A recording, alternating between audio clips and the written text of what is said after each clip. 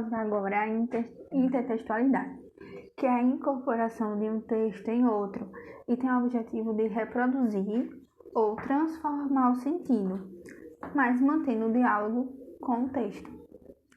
E espera que o leitor reconheça essa relação, mesmo que ela esteja implícita ou explícita. Exemplos de textualidade: a citação, epígrafe, tradução, paráfrase, paródia, pastiche e plágio. A citação é um tipo de referência explícita marcada pelos dois pontos ou pela entre aspas, que é onde a gente cita a frase de alguém, o pensamento de alguém, a obra de alguém, de forma bem explícita mesmo, exemplificando, esclarecendo o raciocínio e podendo exercer a função discursiva de autoridade de ornamentação. A epígrafe também é uma referência explícita, só que introdutória e curta, que dá um novo valor e sentido ao texto que vai introduzir. Amplamente utilizada no início de romances, de contos, e é composta por um trecho da obra de outro autor. Tradução é a reescrita, recria, nem sempre é uma cópia fidedigna, tanto que quando a gente traduz, muitos filmes ingleses para a língua portuguesa, na parte dos palavrões, a tradução ela traz um eufemismo, ela tenta suavizar aquela expressão. Então, nem sempre é algo fidedigno. Paráfrase é uma referência implícita que procura manter a ideia original, só que com outras palavras e com forma diferente. Então, tenta manter somente a ideia mesmo. Exemplo, o resumo. Ele não vai manter de fato a estrutura do livro, a estrutura do filme. Não vai ter a mesma forma, mas vai manter a ideia do que é dito, do que está sendo relatado na obra. Então, resumo, as ideias são mantidas, mas a forma de escrever cabe ao autor também do resumo, né? Não é algo que vai ser cópia do livro, cópia do filme, cópia da obra. Vai manter a ideia de falar sobre o que se passa na obra, mas não sendo uma cópia. Paródia é quando eu altero o sentido, inovando mesmo, trazendo uma consciência crítica. Eu mantenho a estrutura, mas eu posso mudar a ideia. Pastiche limita o estilo, não tem um conteúdo crítico, não há intenção de crítica, já que, na paródia pode vir, sim, uma consciência crítica. É uma colagem, uma montagem do texto, só que com é uma imitação ruim, irônica ou humorística, mas não com o intuito de criticar. Plágio consiste na apropriação indevida do texto. É um discurso anunciado à lei ou apresentado como se fosse o original da própria pessoa, enquanto eu não dou as referências. Então, eu uso um texto no meu texto, sem dizer que aquele trecho é de alguém. E após falar da intertextualidade, vamos falar da interdiscursividade. Aqui a gente viu que é a interação, a incorporação de um texto em outro. De um trecho de um texto em outro, enfim. Já aqui na interdiscursividade, é a relação de discursos.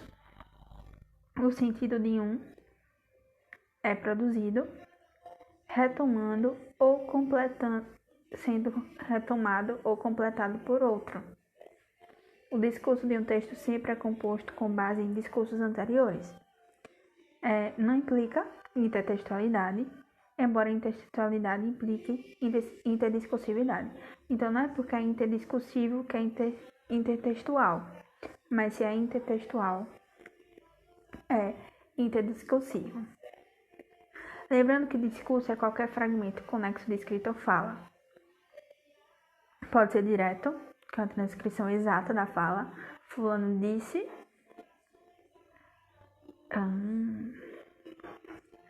Indireto, a intervenção do narrador no discurso, ele disse. Indireto livre, a aderência do narrador ao personagem. Então, é tipo assim. No intertexto, você remete ao texto original utilizando palavras ou frases que ajudam o leitor a identificar essa retomada. E já a interdiscursividade é o conversar entre discursos, onde um age como resposta ou se refere a outro. Então, vi aqui, que na verdade o intertexto é o texto produzido com base em outro texto. E o interdiscurso é o conversar entre discursos, onde um age como resposta ou se refere a outro. Evidencia os elementos da situação da produção, quem fez, para que, em momento histórico, finalidade. Em suma, o intertexto pode ser por meio de citação, epígrafe, tradução, paráfrase, paródia, pastiche ou plágio. Lembrando então, citação é uma referência explícita para exemplificar ou esclarecer. Epígrafe é referência explícita introdutória, como em romances e contos. Tradução é uma reescrita, uma recriação. Paráfrase é algo implícito, mas que mantém a ideia, mesmo que a forma seja diferente, tipo um resumo, né? Exemplo. Paródia é quando eu mantenho a forma, mas eu altero a ideia e posso até mesmo utilizar uma consciência crítica. Pastiche é quando eu imito, é tipo uma colagem, só que é uma imitação ruim, irônica e humorística, só que sem a intenção de criticar. E plágio é quando eu me aproprio indevidamente. Interdiscurso é quando eu relaciono discursos, que no caso é como se eu estivesse citando algo, mas que eu citasse isso e eu falasse sobre essa citação, ou completasse ela. Já a citação, no caso da intertextualidade, é para esclarecer um raciocínio. E aí, o interdiscurso é só para um complementar o outro. Lembrando que o discurso pode ser direto ou indireto. Direto, quando descrevo a frase exata. Indireto, quando a intervenção do narrador no discurso. Quando é o narrador que tenta dizer como a pessoa disse e não utiliza a frase em si verdadeiramente, como é dita. E o indireto livre, que é quando o narrador se torna um personagem. Eu quero lembrar também que nos textos é comum as questões perguntarem o que o texto ou a imagem transmite. E muitas das vezes a alternativa é ironia, quebra de expectativa, ambiguidade, que é a questão de ter duplo entendimento,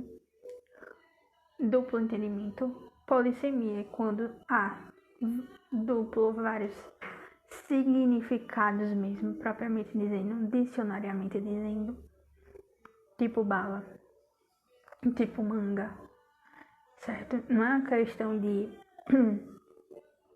ter um entendimento duplo, mas de ter vários significados.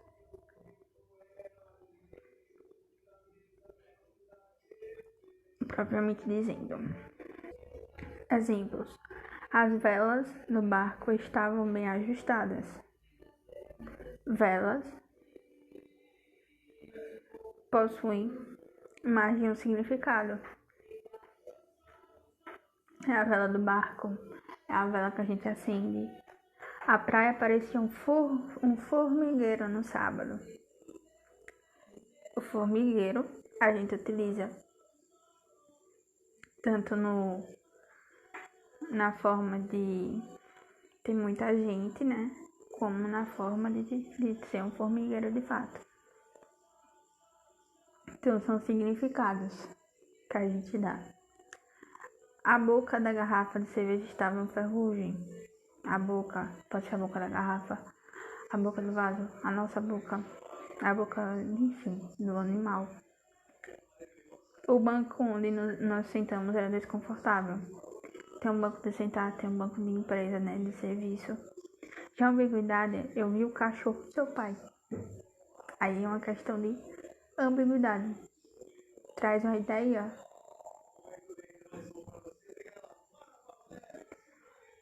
Uma ideia dupla. Ou eu tô dizendo que eu vi o animal que o pai dele cria, ou eu chamei o pai dele de animal. Matarei o porco do meu tio hoje. Tô chamando meu tio de porco e matarei ele. Ou matarei o porco que meu tio cria. Então, está relacionado à palavra cachorro, à palavra porco, mas está relacionada à ideia de como eu escrevo, a forma como eu escrevo me dá a entender. Então, é uma questão interpretativa mesmo. Então, a polissemia refere-se a um termo que possui mais de um sentido, ou seja, mais de um significado, e por isso depende do contexto. Pois se estiver fora do contexto, pode provocar ambiguidade, que consiste no duplo sentido de um enunciado. Então, a polissemia refere-se ao termo que possui mais de um sentido e, no contexto errado, os significados podem provocar ambiguidade, que é dar o duplo sentido. Se eu tenho uma imagem com balas no chão, balas de doce, e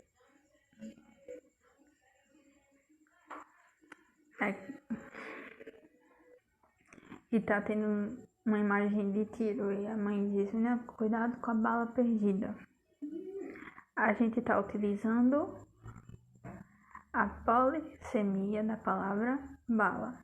A gente não tá tendo um duplo sentido do tipo, vou matar o porco do meu tio. Espero que tenha ficado claro.